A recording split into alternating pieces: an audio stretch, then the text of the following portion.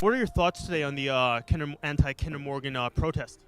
Well, first off, I think it's great that we live in a country where people have the right to protest and express their views without fear about retribution. But that being said, I'm pretty upset just that people who can come down here for this protest at the same time consume the products that they so vociferously oppose. You know, all those signs are made from petroleum products. Their shoes are from petroleum. Their eyeglasses are made from petroleum. Their prescription pills are made from petroleum. And a lot of them are probably going home to a dinner that was trucked in using diesel to the market and heating their homes using, well, not heating oil, but you know what I'm saying, right? There's clearly a double standard here and mass hypocrisy from these anti-Kinder Morgan people. So can you talk about how their opposition to oil projects like the expansion here is hurting people who make a living off of the oil industry? Well, first of all, if their stated cause is to reduce carbon emissions and prevent oil spills from happening, all they're doing today is giving more stock to rail transport, which is much more dangerous. I'm sure you've heard of Lac-Mégantic, Quebec, and emits much more carbon emissions from a diesel-electric engine than what a pump shack used to power a pipeline.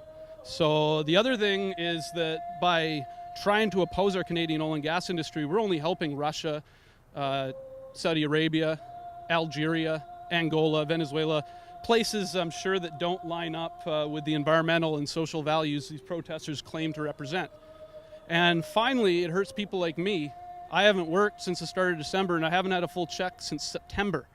And in a time like this, I'd expect support from both government and the community at large, rather than trying to put us further out of work and into harm. I find it ironic that the people here today support good social services like education, good health care, but at the same time they want to take away our means of providing for this, and they themselves would never contribute. They're net takers, not net contributors. So it's just really frustrating that guys like me who want to go to work for a living and pay taxes and have economic advancement possibly in their future, it's getting derailed by people like this.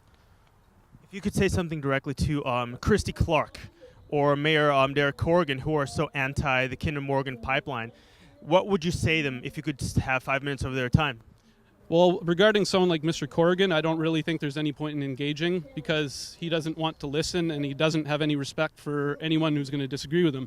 Now, with regarding Christy Clark, I realize it's smart electoral politics because there's a large group of swing voters who are against this project that she could perhaps bring into the Liberal fold. But that being said, a leader has to take principled action and do what she knows is sometimes best for the people of British Columbia, which would be for this project to go forward. The amount of jobs this is going to create in Burnaby, people like this would never take any of those jobs because they like sleeping in and collecting benefits and waking up so they can come to protests like this. So I'm saying that there is a social license for this project to move forward, and I would hope that Christy Clark would take a principled stand on this and represent the interests of both the citizens and the oil and gas industry at large, which is hurting right now. Bernard, thanks for your time. My pleasure. Always a pleasure.